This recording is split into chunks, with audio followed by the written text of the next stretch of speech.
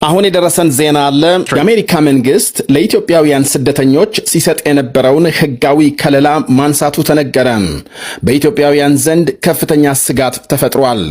የአሜሪካ መንግስት እንዲህ ያለ ከለላ የሚሰጠው በሀገራቸው ግጭት፣ የተፈጥሮ አደጋም ወይም ሌላ ለደህንነታቸው አስጊ ሁኔታ ላጋጠማቸው ስደተኞች ሲሆን ችግራቸው ተቀባይነት ካገኘ በኋላ በአሜሪካም የሥራና የመኖር ጊዜያዊ ከለላም ይሰጣቸዋል። የትግራይን ጦርነት ተከትሎ በወቅቱ ፕሬዝዳንት ጆ ባይደን የተጀመረው ይህ ህጋዊ ከለላም አሁን በትራምፕ ዘመን እንዲነሳ ተደርጓል።